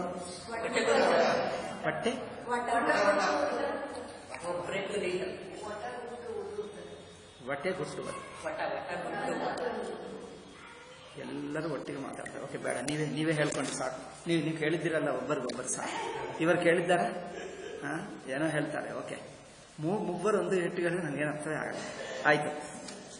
ಸೊ ಆ ಕಪ್ಪೆಗಳು ಶಬ್ದ ಮಾಡ್ತವೆ. ಹಾಗೆ ಅದಕ್ಕೆ ಉದಾಹರಣೆ ನೋಡಿ. ತೂಷ್ಣೀಂ ಶಯಾನ ಪ್ರಾಗ್. ಮೊದಲು ಕಪ್ಪೆಗಳು ಇಷ್ಟೊತ್ತು ಸುಮ್ಮನೆ ನಿಶ್ಶಬ್ದವಾಗಿ ಭೂಮಿ ಒಳಗೆ ಮಲ್ಕೊಂಡಿದ್ದು, ಆ ಶಬ್ದ ಕೇಳಿದರೆ ಮಳೆಗಾಲದಲ್ಲಿ ಕಪ್ಪೆಗಳು ಎಲ್ಲ ಕಡೆ ಕಂಡು ಬರ್ತವೆ, ಶಬ್ದ ಮಾಡ್ತವೆ. ಅದು ಮಳೆ ಇಲ್ಲದಿರುವಾಗ ಎಲ್ಲಿತ್ತು, ಎಲ್ಲಿಂದ ಬರುತ್ತವೆ ಅಕಸ್ಮಾತ್ತಾಗಿ ಗೊತ್ತಾ? ಭೂಮಿ ಒಳಗೆ ಹೋಗ್ತವೆ. ಅದಕ್ಕೆ ಉಸಿರು ಹೇಗೆ ಅಂದರೆ ಚರ್ಮದಿಂದ ಉಸಿರು ತಗೊಂಡು ಆ ಭೂಮಿಯಲ್ಲಿರುವ ಆ ಗಾಳಿಯನ್ನು ತಗೊಂಡು ಬದುಕುತ್ತವೆ. ಅದೊಂದು ಆಶ್ಚರ್ಯ ಕಪ್ಪೆಗಳದೇ. ಏಕೆಂದರೆ ಕೆಲವೊಮ್ಮೆ ನಾವು ಭೂಮಿಯನ್ನು ಬಿಸಿಲು ಕಾಲನೆ ಅಗೆದು ನೋಡಿದರೆ ಅದರಲ್ಲಿ ಕಪ್ಪ ಬಂತು. ಅಯ್ಯೋ ಇದೇನಪ್ಪ ಅಂದ್ರೆ ಭೂಮಿ ಒಳಗೆ ಇರುತ್ತವೆ ಕಪ್ಪೆಗಳು. ಭೂಮಿ ಅಗಿತಾಗಿದ್ದರೆ ಕಪ್ಪೆಗಳು ಬರುತ್ತವೆ. ಅದರಿಂದ ಭೂಮಿ ಒಳಗೆ ಇರುವ ಕಪ್ಪೆಗಳು ಈ ಗರ್ಜನ ಕೇಳಿದ್ರೆ ಸಾಗಿ ಹೊರಗೆ ಬರುತ್ತವೆ. ಆ ಗರ್ಜನ ಕೇಳಿ ತಾವು ಗರ್ಜನ ಮಾಡ್ತಾರೆ. ಇದು ಉದಾಹರಣೆ ಹೇಗಿದೆ ಅಂದ್ರೆ, ಇದು ನೋಡಿ, ಈ ಭಾಗವತದ ಶ್ಲೋಕ. ಶ್ರುತ್ವಾ ಪರ್ಜನ್ಯನಿನದಂ ಮಂಡೂಕಾವ್ಯಸೃಜನ್ ಗಿರಃ ತೂಷ್ಣೀಂ ಶಯಾನಾಃ ಪ್ರಾಗ್ ಯದ್ವತ್. ಇಷ್ಟೊತ್ತು ಮಲ್ಕೊಂಡಿರುವ ಮಕ್ಕಳು ಗುರುಗಳು ಎದ್ದಾರೆ, ಬೆಳಗ್ಗೆ ಎದ್ದಾರೆ ಎಂದು ಶಬ್ದ ಕೇಳಿ ತಕ್ಷಣವೇ ಇವರು ಎದ್ದು ವೇದಮಂತ್ರ ಓದುವುದು ಶುರು ಮಾಡ್ತಾರೆ ಅಂತ. ಗುರುಗಳು ಎದ್ದಿರುವ ಶಬ್ದ ಕೇಳಿದ್ದರೆ ಸಾಕು, ಇವರೆದ್ದು ಬಿಡ್ತಾರೆ. ಸೊ ತೂಷ್ಣೀಂ ಶಯಾನಾಃ ಪ್ರಾಗ್ಯದ್ವತ್ ಬ್ರಾಹ್ಮಣ ನಿಯಮತ್ಯಯೇ. ಅಂದ್ರೆ ಇವರು ಬ್ರಾಹ್ಮಣರು ಎದ್ದು ಅಂದಲ್ಲ, ಗುರುಗಳ ಗರ್ಜನ ಕೇಳಿ, ಗರ್ಜನ ಅಂದ್ರೆ ಶಬ್ದ ಕೇಳಿ, ತನ್ನ ಗುರುಗಳ ಸೇವಾ ಮಿಕ್ಕ ಕೆಲಸ ಇರುತ್ತದಲ್ಲ, ಆ ಕೆಲಸ ಮುಗಿದ ನಂತರ ಈಗ ವೇದ ಶುರು ಮಾಡ್ತಾರೆ. ಏನೋ ಕೆಲಸ ಇರುತ್ತದೆ ಸೇವಾ. ಪೂರ್ವಕಾಲದಲ್ಲಿ ಗುರುಗಳ ಗುರುಕುಲದಲ್ಲಿ ಸೇವೆ ಮಾಡಬೇಕು. ಸೇವೆ ಮಾಡಿ ಸೇವೆ ಮುಗಿದ ನಂತರ ಉಳಿದ ಸಮಯದಲ್ಲಿ ವೇದ ಹೇಳಬೇಕು. ಅಭ್ಯಾಸ, ವೇದ ಕೇಳುವುದು, ಅಭ್ಯಾಸ ಮಾಡುವುದು. ಅದರಿಂದ ಸೇವಾ ಮಾಡುವುದು ವಿದ್ಯಾಲಯದಲ್ಲಿ ಅಂತರ್ಭಾಗವೇ. ಈ ಕಾಲದಲ್ಲಿ ಮಕ್ಕಳಿಗೆ ಯಾವ ಸೇವಾ ಬರಲ್ಲ. ಏಕೆ? ಅವರ ಆಫೀಸರ್ ಹಾಗೆ ಹೋಗಿ ಕೂತಿರ್ತಾರೆ. ಟೀಚರ್ ನಿಂತುಕೊಂಡು ಅವരുടെ 2 ಗಂಟೆ 3 ಗಂಟೆ ನಿಂತುಕೊಂಡು ಪಾಠ ಮಾಡ್ತಾನೆ. ಇವರು ಕೂತಿದ್ದು ಅದೇಕೆ ಇದೇಕೆ ಮಾತಾಡ್ತಾರೆ. ಅವರನ್ನು ಟೀಚರನ್ನೇ ರ್ಯಾಗ್ ಮಾಡ್ತಾರೆ, ಕ್ಲಾಸ್ನಲ್ಲಿ ಎಲ್ಲ ಮಾಡಿಬಿಡ್ತಾರೆ. ಮತ್ತೆ ಹೋಗಿ ಗಲಾಟ ಮಾಡಿ ಮನೆಗೆ ಬರ್ತಾರೆ. ಬಸ್ ಹತ್ತೋ ಕಾರ್ ಹತ್ತೋ ಮನೆಗೆ ಬರ್ತಾರೆ. ಮನೆಗೆ ಬಂದ ತಕ್ಷಣವೇ ಅಮ್ಮ ಇವರಿಗೆಲ್ಲ ಆರತಿ ತೋರಿಸಿ ಮನೆಗೆ ಬಂದು ಇವರಿಗೆಲ್ಲ ಏನು ಯೂನಿಫಾರ್ಮ್ ತೆಗೆದುಬಿಟ್ಟು ಇವರಿಗೆಲ್ಲ ಸನ್ಮಾನ ಮಾಡಬೇಕು, ಸತ್ಕಾರ ಮಾಡಬೇಕು. ಅವರು ಸುಮ್ಮನೆ ಕೂತ್ಕೊಂಡು ಇಂಗ್ಲಿಷ್ ಮೀಡಿಯಂ ಮಧ್ಯದಲ್ಲಿ ಮಾತಾಡ್ತಾನೆ, ಒಂದು ದುರಹಂಕಾರಿಯಾಗಿ ಅಷ್ಟೇ. ಇವರು ಹೀಗೆ ಬೆಳೆದು ಒಂದು ರಾಕ್ಷಸನಾಗುತ್ತಾನೆ ಅಲ್ಲವೇ? ರಾಕ್ಷಸನಾಗುವುದಕ್ಕೆ ಅಮ್ಮ ಅಪ್ಪ ಅವರನ್ನು ಶಾಲೆಗೆ ಕಳಿಸಿದರು. ಇವರು ಅವನೇ ರಾಕ್ಷಸನಾಗ್ತಾನೆ. ಇವರಿಗೆ ಏನು ಬೇರೆ ಇಂಗ್ಲಿಷ್ ಮೀಡಿಯಂ ಬಿಟ್ಟು ಬೇರೆ ಮಾತು ಬರಲ್ಲ ಅಲ್ಲವೇ? ಹಾಗೆ ಅಂದರೆ ಅವರಿಗೆ ಸೇವೆ ಮಾಡುವುದು ಬರಲ್ಲ. ಇವರಿಗೆ ಸೇವಕರೇ ಬೇಕು. ಯಾರು ಸೇವಕರು? ಫಸ್ಟ್ ಸೇವಕರ ಅಮ್ಮ, ನಂತರ ಅಪ್ಪ, ಮತ್ತೆ ಯಾರಾದರೂ ಇದ್ದಾರೆ ಅವರು. ಶಾಲೆಗೆ ಹೋದರೆ ಟೀಚರ್. ಈಗ ಇವರಿಗೆ ಸೇವಕರು. ಮೋಸ್ಟ್ ನೀಚ ಬುದ್ಧಿ ಅಲ್ಲವೇ? ನಮ್ಮ ನೀಚ ಶಾಲೆಗಳು ಪಾಪಾತ್ಮರ ಶಾಲೆಗಳಿಗೆ ಕಳಿಸ್ತಾ ಇದ್ದೀವಿ. ಜನರಿಗೆ ನಾಚಿಕೆನೇ ಇಲ್ಲ. ಹಿಂದೂಗಳಿಗೆ ನಾಚಿಕೆ ಇದ್ದರೆ ಅವರು ಮನುಷ್ಯರು ಹೇಗಾಗ್ತಿದ್ದರು? ನಾಚಿಕೆ ಯಾವಾಗಲೂ ಕಲ್ಕೊಂಡರು. ಅದಕ್ಕೋಸ್ಕರ ಈ ಶಾಲೆಗೆ ಕಳಿಸ್ತಾರೆ, ಈ ಪಾಪಾತ್ಮರ ಶಾಲೆಗೆ. ಏಕೆಂದರೆ ನಮ್ಮ ಮಕ್ಕಳು ಪಾಪಾತ್ಮರಾದರೆ ಅವ್ರು ಕೆಲವು ದಿವಸ ನಂತರ ಯಾರೋ ಬಾಯ್ ಫ್ರೆಂಡು ಗರ್ಲ್ ಫ್ರೆಂಡ್ ನೋಡ್ಕೊಂಡು ಅಲ್ಲಿ ಹೋಗ್ತಾನೆ, ನಮ್ಮ ತಾಯಿ ತಂದೆಯಲ್ಲಿ ಬಿಟ್ಟೇ ಹೋಗ್ತಾರೆ. ನಂತರ ಅಯ್ಯೋ ಬಿಟ್ಟು ಹೋದ್ರೆ ಗುರುಗಳೇ ನೀವೇನಾದರೂ ಆಶೀರ್ವಾದ ಮಾಡಿ ಅಂದರೆ ಒಬ್ಬರಿದ್ದರು, ಈಗಲೂ ಬರುತ್ತಾರೆ, ಹಿಂದೆ ಬರುತ್ತಿದ್ದರು. ಅಯ್ಯೋ ನನ್ನ ಮಗಳು ನನ್ನ ಮಾತು ಕೇಳ್ತಾ ಇಲ್ಲ, ಏನಾದರೂ ಹೇಳಿ ಗುರುಗಳೇ ಆಶೀರ್ವಾದ ಮಾಡಿ. ನೀವು ಮಾಡುವುದೆಲ್ಲ ರಾಕ್ಷಸ ಕೆಲಸ, ನಂತರ ಮಾಡಿ ನಾನು ಆಶೀರ್ವಾದ ಮಾಡಬೇಕು. ಯಾಕೆ? ನಿನ್ನ ರಾಕ್ಷಸತ್ವ ಒಳ್ಳೆಯದಿಂದ ಆಶೀರ್ವಾದ ಮಾಡಬೇಕಾಗಿ ಅಷ್ಟೇ ಹೋಗಿದ್ದರು. ಈಗ ಮತ್ತೆ ಬಂದಿಲ್ಲ. ಬರ್ತಾರೆ, ಆಗಾಗ ಕಂಡು ಬರ್ತಾರೆ, ಇಲ್ಲೇ ಹೊಳಿ ನಡೆಸ್ಬಾರ್ದು. ಈಗ ಇದೆಲ್ಲ ಬುದ್ಧಿ ಅಂದರೆ ಏನು? ಇವರೇ ರಾಕ್ಷಸರು. ಈಗ ಹಾಗೆ ಆಗ್ತಾ ಇದೆ ಈಗಿನ ಕಾಲದ ಬುದ್ಧಿ. ಆದ್ದರಿಂದ ಸೇವಾ ಮಾಡುವುದು ಅವಶ್ಯವಾಗಿ ವಿದ್ಯೆಯಲ್ಲಿ ಅಂತರ್ಭಾಗ. ಸೇವಾ, ಕೆಲಸ, ಸದ್ಗುಣಗಳು, ಸದಾಚಾರಗಳು, ಕೆಲವು ಕೆಲಸಗಳು ಕಲಿಯಬೇಕು. ಯಾವ ಕೆಲಸ ಏನೂ ಗೊತ್ತಿಲ್ಲ ಅಲ್ಲವೇ? ಒಂದು ಸೆಲ್ಫೋನ್ ಒತ್ತುವುದು ಬಿಟ್ಟು ಯಾವ ಕೆಲಸ ಬರಲ್ಲ. ಇದು ಪಾಠ ಮುಗಿದಲ್ಲಿ ಹೋಗ್ತಾ ಇದ್ದೀವಿ ಅಂದರೆ ಬಾಗಿಲು ಮುಚ್ಚೋದು ಬರಲ್ಲ. ಹಾಗಿದ್ದ. ಏಕೆ? ಪೂರ್ವ ಕಾಲದಲ್ಲಿ ಹೇಳುತ್ತಿದ್ದರು, ಬಾಗಿಲು ಮುಚ್ಚದೆ ಹೋಗುತ್ತಿರುವರು ಅಂದರೆ ಇವರೆಲ್ಲರೂ ದೊಡ್ಡ ಆಫೀಸರ್ ಹೇಳ್ತಾರೆ. ಆಫೀಸರ್ಗೆ ಇಬ್ಬರು ಸೇವಕರು ಇರುತ್ತಾರಲ್ಲ, ಇವರು ಹೋಗ್ತಾ ಇದ್ದರೆ ಸಾಕು, ಅವನೇ ಬಾಗಿಲು ತೆಗೆಯುತ್ತಾನೆ ಆಫೀಸರ್ಗೆ. ಆಫೀಸರ್ ಒಳಗೆ ಹೋದರೆ ರಾಜ, ಅವರೇ ಬಾಗಿಲು ಮುಚ್ಚುತ್ತಾರೆ ಅಷ್ಟೇ. ಇವರು ಬಾಗಿಲು ಮುಚ್ಚುವುದು ಗೊತ್ತಿಲ್ಲ, ಬಾಗಿಲು ತೆಗೆಯುವುದು ಗೊತ್ತಿಲ್ಲ. ಅದೇ ಹಾಗೆ ಬರ್ತಾನೆ, ಹೀಗೆ ಬರ್ತಾನೆ. ಏನಂದ್ರೆ ಈಗ ಇಂಥದ್ದು ಆಸನ ಕುರ್ಚಿ ಏನಾದರೂ ಇದ್ದರೆ ಹೀಗೆ ಬರ್ತಾನೆ, ಅದು ಬಿಟ್ಟು ಹಾಗೆ ಹೋಗ್ತಾನೆ. ಮತ್ತೆ ಬಂದಾಗ ನನಗೆ ಕುರ್ಚಿ ಇಲ್ಲ ಗುರುಗಳೇ, ಚಾಪೆ ಇಲ್ಲ ಎಂದು, ಈಗ ನಾನೇ ಹುಡುಕಿ ಅಲ್ಲಿಂದ ತಗೊಂಡು ಬಂದರೆ ಹಾಗೆ ಹಾಕಬೇಕು. ಮತ್ತೆ ಹಾಕೊಂಡು ಏಕೆ ಅಂದರೆ ಇದು ಪದ್ಧತಿ.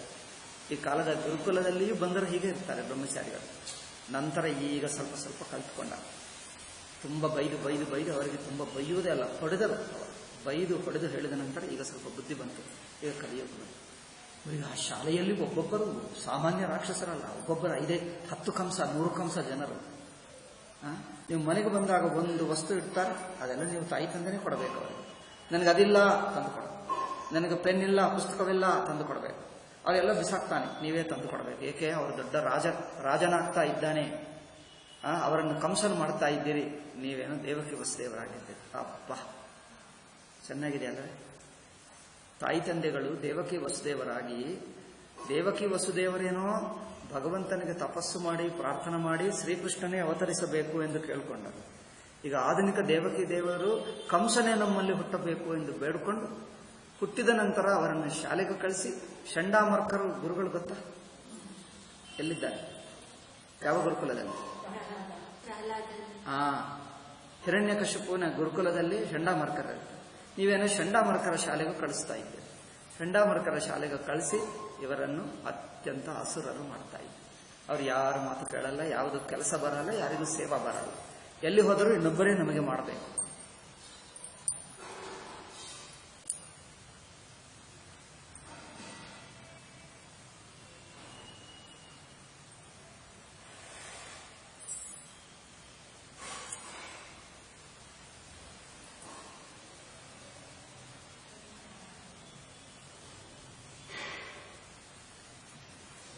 ಈಗ ಇದು ನಿಯಮಾತ್ಯಯೇ ಹೇಗೆ ಇವರು ವೇದವನ್ನು ಕಲಿಯುತ್ತಾರೋ ಹಾಗೆ ಆ ಮೇಘದ ಗರ್ಜನ ಕೇಳಿದರೆ ಸಾಕು ಇವರು ಕಪ್ಪೆಗಳು ಶಬ್ದ ಮಾಡುತ್ತವೆ. ಅಂದರೆ ಕಪ್ಪೆಗಳು ಶಿಷ್ಯರು, ಆ ಮೇಘಗಳು ಗುರು. ಮಳೆಗಾಲವೂ ಒಂದು ಗುರು ಶಿಷ್ಯರ ಧರ್ಮ. ಅಂದರೆ ಪ್ರಕೃತಿಯಲ್ಲಿ ಯಾವುದೋ ಒಂದು ಸಜ್ಜನರ ಸದ್ಗುಣ ಅಥವಾ ಒಂದು ಸದಾಚಾರ ಅಥವಾ ಭಗವಂತನ ಅನುಗ್ರಹ, ಈ ಮೂರರಲ್ಲಿ ಯಾವುದೋ ಒಂದು ಕಂಡು ಬರ್ತದೆ ಅಲ್ಲವೇ? ಆಸನ್ನುತ್ಪತವಾಹಿನ್ಯ ಕ್ಷುದ್ರನದ್ಯೋನುಶುಷ್ಯತಿ ಪುಂಸೋ ಯಥಾ ಸ್ವತಂತ್ರಸ್ಯ ದೇಹದ್ರವಿಣ ಸಂಪದಃ.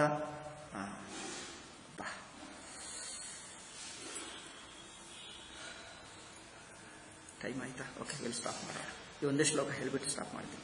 ಆಸನ್ನುತ್ಪತವಾಹಿನ್ಯ, ಈ ನದಿಗಳು ಬಿಸಿಲು ಕಾಲದಲ್ಲಿ ಒಣಗಿ ಇಷ್ಟೇ ನೀರಿತ್ತು, ಸ್ವಲ್ಪ ನೀರಿದ್ದರೆ ಏನು, ತಮ್ಮ ದಾರಿಯಲ್ಲಿ ಹೋಗ್ತದೆ. ನೀರು ಹೆಚ್ಚಾಗಿ ಬಿಟ್ಟರೆ ತಮ್ಮ ಒಂದು ಅದೇನು ಹೇಳ್ತಾರೆ, ತನ್ನ ದಾರಿ, ನದಿಗೆ ಒಂದು ಏನು ಹೇಳ್ತಾರಪ್ಪ, ಕೆನಾಲ್ ಇರುತ್ತದೆ ನೋಡಿ, ಕಾಲುವ ಇರ್ತದೆ. ಆ ಕಾಲುವದಲ್ಲೇ ಹರಿಯುತ್ತಾ ಇರುವ ನೀರು ಮಳೆಗಾಲದಲ್ಲಿ ನೀರು ಹೆಚ್ಚಾದರೆ ಎಲ್ಲಿ ಹೋಗ್ತವೆ? ಆ ನೀರು ಹೆಚ್ಚಾಗಿರುವ ನೀರು ತನ್ನಲ್ಲಿ ತಡ್ಕೊಳ್ಳಕ್ಕಾಗದೆ ಈ ದಡದಲ್ಲಿ ಬಿಟ್ಟು ಪಕ್ಕಕ್ಕೆ ಎಲ್ಲೋ ಹೋಗ್ಬಿಡ್ತದೆ. ನಿಮ್ಮ ನದಿ ದಾರಿ ಇತ್ತಲ್ಲ, ನಿಮ್ಮ ದಾರಿಯಿಂದ ಹೋಗು ಅಂದ್ರೆ ದಾರಿ ಬಿಟ್ಟು ಹೆಚ್ಚಾಗಿ ಎಲ್ಲೆಲ್ಲೋ ಹೋಗ್ಬಿಡ್ತದೆ ಅಲ್ಲವೇ. ತನ್ನ ದಾರಿಯಲ್ಲಿ ನಿಲ್ಲಲ್ಲ, ದಾರಿ ಬಿಟ್ಟು ಎಲ್ಲೋ ಹೋಗ್ತದೆ. ಈಗ ನೀರು ಹೆಚ್ಚಾಯಿತು, ನೀರು ಹೆಚ್ಚಾದರೆ ನಿಗ್ರಹವಿಲ್ಲ. ಹಾಗೆ ಆಸನ್ನುತ್ಪತ ವಾಹಿನ್ಯ ಕ್ಷದ್ರ ನದ್ಯೋ ನ ಶುಷ್ಯತಿ. ದೊಡ್ಡ ನದಿಗಳು ಹಾಗೆ ಮಾಡಲ್ಲ. ಸಣ್ಣ ಸಣ್ಣ ನದಿಗಳು ಸ್ವಲ್ಪ ನೀರು ಬಂದರೆ ಸಾಕು, ಹೆಚ್ಚಾಗಿ ಬಿಟ್ಟು ಎಲ್ಲೆಲ್ಲೋ ಹೋಗ್ತವೆ. ಉತ್ಪತ ಅಂದ್ರೆ ತಪ್ಪು ದಾರಿಗೆ ಹೋಗ್ತವೆ. ಹಾಗೆ ಅಸ್ವತಂತ್ರ, ಯಾರಿಗೆ ಇಂದ್ರಿಯ ನಿಗ್ರಹ ಚೆನ್ನಾಗಿರಲ್ಲವೋ ಅವರಿಗೆ ಸಂಪದ ಅಧಿಕಾರ ಕೊಟ್ಟರೆ ಏನೇನೋ ಮಾಡಿಬಿಡ್ತಾನೆ. ಮಳೆಗಾಲ ಇದಕ್ಕೆ ಉದಾಹರಣೆ. ಕೆಟ್ಟವರು ಹೇಗೆ ಹಾಳಾಗ್ತಾರೆ ಎನ್ನುವುದಕ್ಕೆ ಉದಾಹರಣೆ. ಅವರಿಗೆ ಒಂದು ಸಲ ಹಣ ಬಂದು ಬಿಟ್ಟರೆ ಏನು ಮಾಡಬೇಕು ಅಲ್ಲವೇ. ಏನೋ ಸ್ವಲ್ಪ ಓದಿಕೊಂಡು ಬರ್ತಾನೆ, ಕಾಲೇಜಿಗೆ ಹೋಗಿ ಎಲ್ಲರಿಗೆ ತೊಂದರೆ ಕೊಟ್ಟು ಅವರೇನು ಲಕ್ಷಗಟ್ಟಲ ಅಮ್ಮ ಅಪ್ಪ ಖರ್ಚು ಮಾಡ್ತಾರೆ. ಅವರು ಹೋಗಿ ಒಂದು ಇಂಜಿನಿಯರಿಂಗ್ ಓದಿ ಏನೋ ಮಾಡಿ ಏನು ಮಾಡ್ತಾನೆ, ಅವರು ತಕ್ಷಣವೇ ತಿಂಗಳಿಗೆ 1 ಲಕ್ಷ ಸಂಬಳ. ಅವರು ಅಪ್ಪ 1 ವರ್ಷಕ್ಕೆ 1 ಲಕ್ಷ ಖರ್ಚು ಮಾಡಿದ್ದರು ಅವರಿಗೆ ಸ್ಯಾಲರಿ, ಏಕೆ ಇವರಿಗೆ ಫೀಸು. ಈಗ ತಿಂಗಳಿಗೆ 1 ಲಕ್ಷ, ಅಷ್ಟು ಸ್ಯಾಲರಿ. ಈಗ ಆ ಚಿಕ್ಕ ವಯಸ್ಸಿನಲ್ಲಿ ತಿಂಗಳಿಗೆ 1 ಲಕ್ಷ ಅಂದ್ರೆ ಹಣ ಅವರು ಏನು ಮಾಡ್ಕೊಳ್ಳಲಿ, ಏನು ಮಾಡೋಕ್ಕೆ ಗೊತ್ತಾಗಲ್ಲ. ಆ ಹಣ ತಗೊಂಡು ಬಂದು ಅಲ್ಲಿ ಹೋಗಿ ಇಲ್ಲಿ ಹೋಗಿ ಏನೋ ಮಾಡಿ ಎಲ್ಲ ಖರ್ಚು ಮಾಡಿ ವ್ಯರ್ಥ ಮಾಡಿಬಿಡ್ತಾನೆ, ಎಲ್ಲ ಕಟ್ಟ ಆಗ್ಬಿಡುತ್ತೆ. ಏಕೆ ಕಟ್ಟ ಅಭ್ಯಾಸ, ಕಟ್ಟ ಬುದ್ಧಿ ಏನೋ ಆಗಿದೆ. ಈಗ ಹಣ ಹೆಚ್ಚಾಗಿ ಬಿಟ್ಟಿದ್ದಾನೆ, ಈಗ ಹಾಗೆ ಆಗ್ತಾ ಇದೆ. ಅದರಿಂದ ಪುಂಸೋ ಯಥಾ ಸ್ವತಂತ್ರಸ್ಯ ದೇಹ ದ್ರವಿಣ ಸಂಪದ, ದೇಹ ದ್ರವಿಣ ಎಲ್ಲ ಹಾಳಾಗ್ತಾ ಇದೆ. ಹರಿತ ಹರಿಭಿಶ್ಚೈರಿಂದ್ರ ಗೋಪೈಶ್ಚ ಲೋಹಿತ. ಪ್ರಕೃತಿ ಈ ಮಳೆಗಾಲದಲ್ಲಿ ಕೆಲವೊಮ್ಮೆ ಹಸಿರು ಕಂಡು ಬರ್ತದೆ, ಕೆಲವೊಮ್ಮೆ ಕಪ್ಪು ಕಂಡು ಬರ್ತದೆ. ಕಪ್ಪೇಕೆ, ಅದೇ ಹುಲ್ಲು ಹೆಚ್ಚು ಬೆಳೆದು ಸ್ವಲ್ಪ ಕಪ್ಪಾಗಿ ಬಿಡ್ತದೆ, ನೋಡಿರಬಹುದು. ಮೊದಲು ಹಸಿರು ಇರುತ್ತದೆ, ಅದೇ ಹೆಚ್ಚಾಗಿ ಸ್ವಲ್ಪ ಕಪ್ಪಾಗ್ತದೆ. ಅಥವಾ ಕೆಲವೊಮ್ಮೆ ಇಂದ್ರಗೋಪ ಅಂದ್ರೆ ಒಂದು ಕೆಂಪು ಹುಳ ಬರುತ್ತದೆ, ನೋಡಿದ್ದೀರ, ಹೀಗೆ ಹೋಗ್ತದೆ. ಹರಿದ್ರ ಪುರುಗು ಎಂದು ತೆಲುಗಿನಲ್ಲಿ ಹೇಳ್ತೀನಿ, ಏನು ಹೇಳ್ತಾರ ಕನ್ನಡದಲ್ಲಿ. ಕೆಂಪು ಹುಳ ಬರುತ್ತದೆ ನೋಡಿ, ಕೆಂಪು ಹುಳ ಭೂಮಿ ಮೇಲೆ ಹೋಗ್ತದೆ, ಕೆಂಪು ಹೆಳ ಬರುತ್ತದೆ, ಅದು ಲೋಹಿತ. ಅದು ಕಂಡು ಬಂದಾಗ ಕೆಲವೊಮ್ಮೆ ಕೆಂಪು ಬಣ್ಣ, ಕೆಲವೊಮ್ಮೆ ಹಸಿರು ಬಣ್ಣ, ಕೆಲವೊಮ್ಮೆ ಕಪ್ಪು ಬಣ್ಣ, ಕೆಲವೊಮ್ಮೆ ಕೆಂಪು ಬಣ್ಣ. ಉಚ್ಚಲೀಂದ್ರ ಕೃತ ಛಾಯ ಅಂದ್ರೆ ಕೆಲವು, ಅದೇನು ಹೇಳ್ತೀರಿ, ಶಿಲೀಂಧ್ರ, ವೈಟ್ ಅಣಬೆ ಹೇಳ್ತಾರೆ. ಪುಟ್ಟ ಗುಡುಗು, ಕೊಕ್ಕ ಗುಡುಗು ಹೇಳ್ತೀವಿ. ನಾಯಿ ಕೊಡೆನಾ, ಅದೇ ಅಲ್ಲ, ಅದು ಬಿಳಿಯಾಗಿರುತ್ತದೆ. ಅಂದರೆ ಮಳೆಗಾಲದಿಂದ ಪ್ರಕೃತಿ ಬಗೆ ಬಣ್ಣಗಳಿವೆ ಅಂತೆ. ಕೆಲವೊಮ್ಮೆ ಹಸಿರು, ಕೆಲವೊಮ್ಮೆ ಕಪ್ಪು, ಕೆಲವೊಮ್ಮೆ ಕೆಂಪು, ಕೆಲವೊಮ್ಮೆ ಬಿಳಿ. ಇಷ್ಟು ಬಣ್ಣಗಳಾಗಿದೆ. ನೃಣಾಂ ಶ್ರೀರಿವ ಭೂರಭೂತ್. ರಾಜನಿಗೆ ತನ್ನ ಸೈನ್ಯ ಎಷ್ಟು ಬಗೆ ಇರುತ್ತದೋ ಹಾಗೆ ಕಂಡು ಬರ್ತಾ ಇದ್ದಂತೆ. ರಾಜನ ಸೈನ್ಯ ಹಾಗೆ, ಇದು ಭಗವಂತನ ವಿಭೂತಿ ಹಾಗೆ ಬಗೆ ಬಣ್ಣಗಳು. ಕ್ಷೇತ್ರಾಣಿ ಸಸ್ಯ ಸಂಪದ್ವಿಕರ್ಷಕಾಣಾಂ ಮುದಂ ದದುಹು ಧನಿನಾಂ ಅಪತಾಪಂಚ ದೈವಾಧೀನಮಜಾನತಾಂ. ಈಗ ಮಳೆ ಬಂದಾಗ ಕೃಷಕರಿಗೆ ಮಾತ್ರ ಆನಂದವಾಯಿತಂತೆ. ಹಬ್ಬ, ಈಗ ಮಳೆ ಆಯ್ತು, ಈಗ ನಮಗೆ ಬೇಕಾದಷ್ಟು ಸಂಪದ ಸಿಗ್ತದೆ ಎಂದಾಳು. ಆದರೆ ಧನಿಗಳಿಗೆ ಏನನ್ಸುತ್ತದೆ, ಕೆಲವರು ಧನಿಗಳಿಗೆ, ಎಲ್ಲರಲ್ಲ, ಅಯ್ಯೋ ಇವರು ಈ ಕೃಷಕರಿಗೆ ಎಲ್ಲಾ ಸಂಪದ ಹೆಚ್ಚಾಗಿ ಬಿಟ್ಟರೆ ನಮ್ಮ ಮಾತು ಕೇಳಲ್ಲ ಇಂದಿವರು ಬೇಜಾರು ಮಾಡ್ಕೊಳ್ತಾರೆ. ಅದು ನೋಡಿ, ಧನಿನಾಂ ಉಪತಾಪಂಚ ದೈವಾಧೀನ ಮಜಾನತ. ಇದೆಲ್ಲ ದೈವಾಧೀನ, ಯಾರ ಕೈಯಲ್ಲಿ ಏನಿಲ್ಲ ಎಂದು ತಿಳ್ಕೊಳ್ಳದೆ, ಅಯ್ಯೋ ಇವರಿಗೆಲ್ಲ ಸಸ್ಯ ಚೆನ್ನಾಗಿ ಬೆಳೆದು ಬಿಟ್ರೆ ನಮ್ಮ ಮಾತು ಕೇಳಲ್ಲ ಎಂದು ಇವರು ಬೇಜಾರು ಮಾಡ್ಕೊಳ್ತಾರಂತೆ ಯಜಮಾನರು ಕೆಲವರು. ಜಲಸ್ಥಲೌಕ ಸಸ್ಸರ್ವೇ ನವವಾರಿ ನಿಷೇವಯ ಅಭಿಭ್ರತ ರುಚಿರನ್ ರೂಪಂ ಯಥಾ ಹರಿ ನಿಷೇವಯ. ಇವು ಪ್ರಾಣಿಗಳು, ನೀರಿನ ಪ್ರಾಣಿಗಳು, ಭೂಮಿ ಮೇಲೆ ಪ್ರಾಣಿಗಳಿಗೆ ಎಲ್ಲಾ ಕಡೆ ಸಸ್ಯಗಳು ಬೆಳೆಯುತ್ತಾ ಇದ್ದರೆ ಸುಖವಾಗಿ ಜೀವಿಸ್ತವೆ. ನೀರಿನಲ್ಲಿ ಪ್ರಾಣಿಗಳು, ಈಗ ಮೀನುಗಳು ನೋಡಿ, ಹಬ್ಬ ಎಲ್ಲ ಕಡೆ ಮೀನು ಕಪ್ಪೆಗಳು ಎಷ್ಟು ಆಗುತ್ತವೆ. ಏಕೆ, ಬೇಕಾದಷ್ಟು ನೀರಿದೆ ಅಂತೆ ಸಂಭ್ರಮದಿಂದ ಜೀವಿಸ್ತವೆ. ಹೇಗಿದೆ ಅಂದರೆ ನವವಾರಿ ನಿಷೇವಯ, ಹೊಸ ನೀರು ಸಿಕ್ಕುವುದರಿಂದ ಆನಂದಗೊಳ್ತಾರಂತೆ. ಹೇಗೆ ಅಂದರೆ ಭಗವಂತನ ಭಕ್ತಿಯಿಂದ ಭಕ್ತನಿಗೆ ಎಷ್ಟು ಆನಂದವಾಗ್ತದೋ ಅವರಿಗೆ ಹಾಗೆ ಆನಂದವಾಗ್ತದೆ ಆ ನೀರು ನೋಡಿದರೆ. ಅಂದರೆ ಪ್ರತಿಯೊಂದಕ್ಕೆ ಒಂದು ಆಧ್ಯಾತ್ಮಿಕ ಉದಾಹರಣೆ. ಆಯ್ತಾ, 13 ಶ್ಲೋಕಗಳು. ನಾನು 10 ಅನ್ಕೊಂಡೆ, 13 ಹೇಳಿದ್ದೀನಿ ಸಾಕು. ಸ್ವರಿದ್ಭಿ ಸಂಗತ ಸಿಂಧು ಚಕ್ಷುಭೇ ಶಶನೋರ್ಮಿಮಾನ್ ಅಪಕ್ವಯೋಗಿನಶ್ಚಿತ್ತಂ ಕಾಮಾಕ್ತಂ ಗುಣಯುಗ್ಯತ. ನದಿಗಳು ಹೋಗಿ ಸಮುದ್ರದಲ್ಲಿ ಸೇರ್ಕೊಂಡರೆ ಆ ನದಿ ಪ್ರವಾಹದಿಂದ ಸಮುದ್ರವು ಹೀಗೆ ಆಗುತ್ತದೆ ಅಲ್ಲವೇ. ಸಿಂಧು ಚಕ್ಷುಭೇ ಶಶನೋರ್ಮಿಮ್, ಗಾಳಿ ಬೀಸುವುದರಿಂದ ನದಿಗಳು ಬಂದು ಸೇರಿಕೊಳ್ಳುವುದರಿಂದ ಸಮುದ್ರವು ಹೀಗೆ ಹೀಗೆ ಅಲಗಾಡಿ ಡಿಸ್ಟರ್ಬ್ ಆಗುತ್ತದೆ ಮಳೆಗಾಲದಲ್ಲಿ. ಏಕೆಂದರೆ ಮಳೆಗಾಲದಲ್ಲಿ ಸಾಮಾನ್ಯ ನೀರು ಹೋದರೆ ಅಷ್ಟಾಗಲ್ಲ.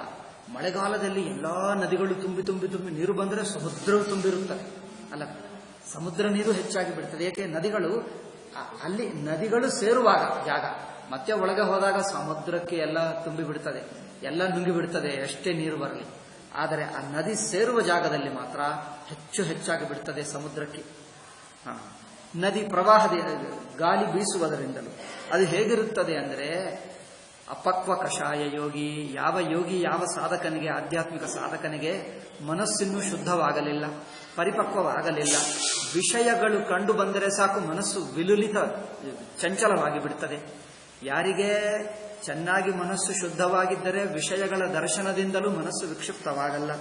ಆದರೆ ಅಪಕ್ವ ಯೋಗಿ, ಇನ್ನು ಪರಿಪಕ್ವವಾಗದೇ ಇರುವ ಸಾಧಕರಿಗೆ ಏನಾಗುತ್ತದೆ? ಯೋಗಿನಶ್ಚಿತ್ತಂ ಕಾಮಾತ್ತಂ ಗುಣಯುಕ್ತತ. ಕಾಮ್ಯ ವಸ್ತುಗಳು, ಭೋಗ ವಸ್ತುಗಳು ನೋಡಿದ ತಕ್ಷಣವೇ ಮನಸ್ಸು ನಿಲ್ಲಲ್ಲ, ಡಿಸ್ಟರ್ಬ್ ಆಗಿಬಿಡ್ತದೆ. ಹಾಗೆ ಸಮುದ್ರವು ನೋಡಿದ್ದರೆ ಹೀಗಿದ್ದಂತೆ ನೋಡಿ. ಅಂದರೆ ಸಮುದ್ರದಲ್ಲಿ, ಪ್ರಕೃತಿಯಲ್ಲಿ ಎಲ್ಲವೂ ಏನೋ ಆಧ್ಯಾತ್ಮಿಕ ಗುಣಗಳು, ಸದಾಚಾರಗಳನ್ನೇ ನೋಡ್ತಾ ಇದ್ದಾನೆ. ಇದು ಋಷಿಗಳ ದರ್ಶನ. ಅದೇನೋ ಪ್ರಕೃತಿ ಭಗವತ್ ಸೃಷ್ಟಿ, ಇದು ಋಷಿಗಳ ದರ್ಶನ. ಪಕ್ಕಕ್ಕೆ ಹಾಕ್ತಾ ಇದ್ದಾನೆ ವರ್ಣನ. ಗಿರಯೋ ವರ್ಷಧಾರಾಭಿರ ಹನ್ಯಮಾನಾನ ಬಿವ್ಯತಿ. ಈಗ ಪರ್ವತ ಮೇಲೆ ಈಗ ಮಳೆ ಎಷ್ಟು ಬೀಳುತ್ತದೆ ಅಂದರೆ, ಪರ್ವತ ಮೇಲೆ ಎಷ್ಟು ಬಿದ್ದರೂ ಪರ್ವತಗಳು ಅಲಗಾಡಲ್ಲ. ಹಾಗೆ ಅಭಿಭೂಯಮಾನ ವ್ಯಸನೈರ್ ಯಥಾದೋಕ್ಷಜಚೇತಸಃ. ಭಗವದ್ ಭಕ್ತನಿಗೆ ಎಷ್ಟು ಕಷ್ಟಗಳು ಬಂದರೂ ಭಗವದ್ ಭಕ್ತಿ ಹೃದಯದಲ್ಲಿರುವುದರಿಂದ ಪರ್ವತ ಹಾಗೆ ಅಕಂಪ್ಯ ಅಂದರೆ ಒಂದು ಚೂರು ಅಲ್ಲಾಡದೆ ಸ್ಥಿರವಾಗಿರುತ್ತಾನೆ. ಪ್ರಪಂಚ ಏನೇ ತೊಂದರೆ ಕೊಡಲಿ ತನ್ನ ಮನಸ್ಸು ಮಾತ್ರ ಅಲಗಾಡಲ್ಲ, ನಿಶ್ಚಲವಾಗಿರುತ್ತಾನೆ. ಪರ್ವತ ಹಾಗೆ ಆಧ್ಯಾತ್ಮಿಕ ಸಾಧನಕ್ಕೆ ಬೇಕು. ಸಮುದ್ರ ಹಾಗೆ ಇರಬಾರದು. ಸಮುದ್ರ ಹೇಗೆ ಡಿಸ್ಟರ್ಬ್ ಆಗುತ್ತದೆ ಹಾಗೆ ಉದಾಹರಣೆಗಳು. ಇವೆಲ್ಲ ವರ್ಷಕಾಲದಲ್ಲಿ ಆಗುತ್ತಿರುವ ಬದಲಾವಣೆಗಳನ್ನೆಲ್ಲ ಆಧ್ಯಾತ್ಮಿಕ ಗುಣಗಳಾಗಿ ವರ್ಣನೆ. ಇನ್ನೂ ಸ್ವಲ್ಪ ಇವೆ. ಇದಾದ ನಂತರ ಶರತ್ಕಾಲ ಇದೆ. ಮತ್ತೆ ವರ್ಷಕಾಲ, ಶರತ್ಕಾಲ ನಾಳೆ ಹೇಳೋಣ. ಓಂ ಶಾಂತಿ ಶಾಂತಿ ಶಾಂತಿ. ಹರಿ ಓಂ ಶ್ರೀ ಗುರುಭ್ಯೋ ನಮಃ.